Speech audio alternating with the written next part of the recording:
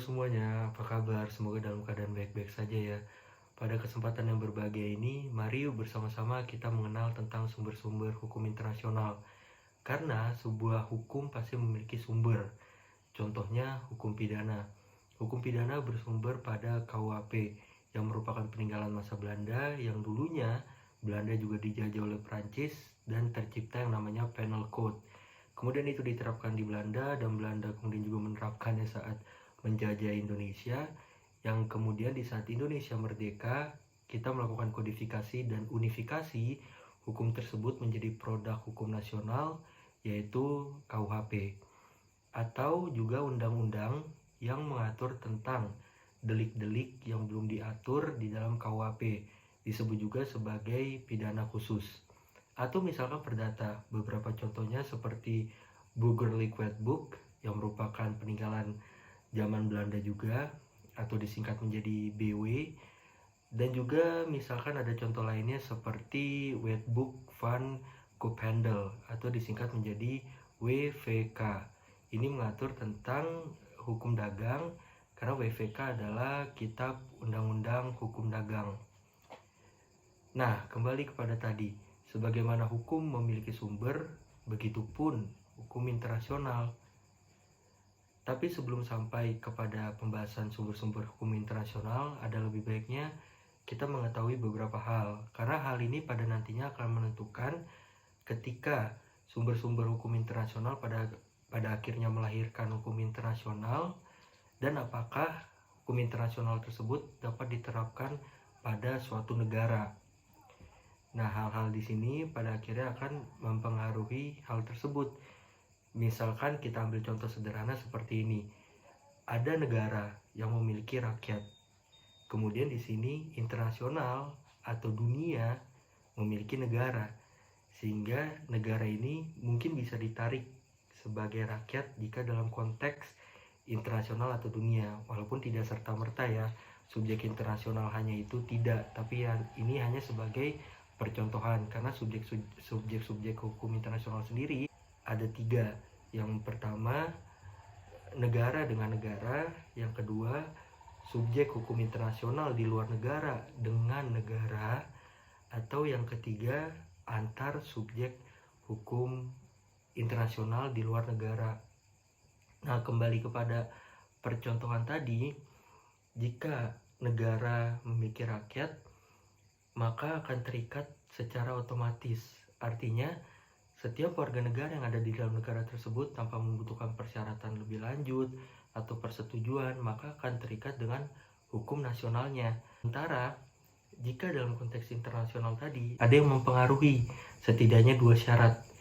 Yang pertama, negara yang ingin mengakui sebuah hukum internasional sebagai hukum nasionalnya harus terlebih dahulu meratifikasi hukum internasional tersebut.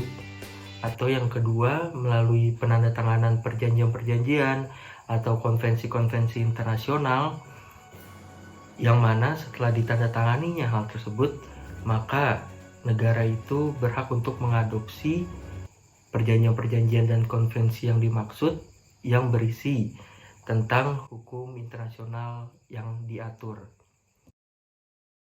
Maka langsung saja kita beralih kepada pembahasan utama, yaitu sumber-sumber hukum internasional.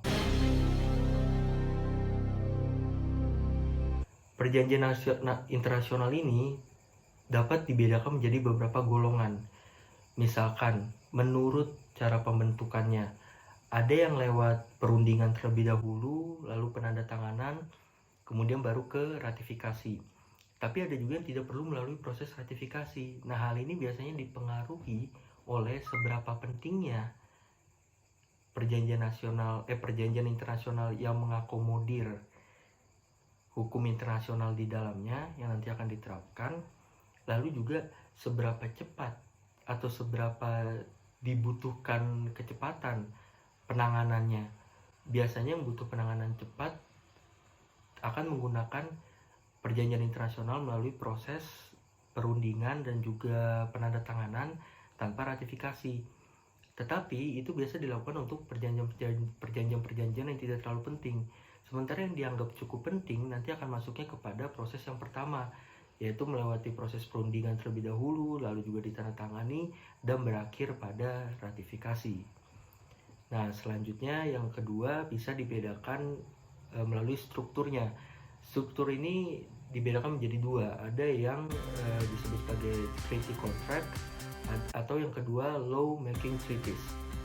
Kalau treaty contract berupa biasanya bersifat perdata, dalam artian menghasilkan hak dan kewajiban bagi negara-negara dalam perjanjian.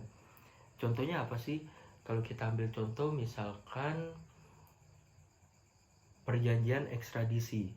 Perjanjian ekstradisi antara Indonesia dan Vietnam pernah terjadi, yang dimulai dari proses penandatanganan di tahun 2013, kemudian 2 tahun berselang disahkan dan diratifikasi dalam produk hukum nasional kita, yaitu pada Undang-Undang Nomor 5 Tahun 2015 tentang pengesahan perjanjian ekstradisi antara Republik Indonesia dan Republik Sosialis Vietnam. Kemudian lawmaking treaties. Lawmaking treaties ini biasanya mengatur masalah yang lebih umum, cakupannya lebih luas bagi masyarakat hukum internasional itu sendiri. Nah, sehingga perbedaan yang paling mencolok antara treaty contract dan juga lawmaking treaties biasa dibedakan dari masuknya pihak ketiga.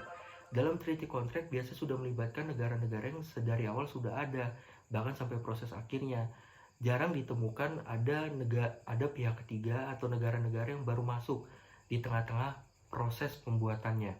Sementara lawmaking treaties ini bisa saja terjadi karena pada akhirnya negara-negara yang sejak awal tidak ikut kemudian ingin melibatkan diri, ya pada akhirnya diperbolehkan dan mungkin menjadi penting juga sehingga dia bisa masuk ke dalamnya, karena pada akhirnya masalah-masalah ini akan menyangkut kepada mereka juga. Tapi mengingat tadi masalah-masalah umum secara internasional, jadi lingkup dunia. Nah, yang ketiga kita bisa melihat berdasarkan faktor negara yang membentuknya. Nah, ini mungkin yang teman-teman udah cukup sering dengar, antara bilateral dan multilateral. Kalau bilateral hanya melibatkan 2 negara, sementara multilateral ya banyak negara. Contoh daripada perjanjian bilateral misalkan KORUS FTA atau Korea Selatan dan United States Free Trade Agreement, atau perjanjian perdagangan bebas antara kedua negara guna meningkatkan faktor ekonomi.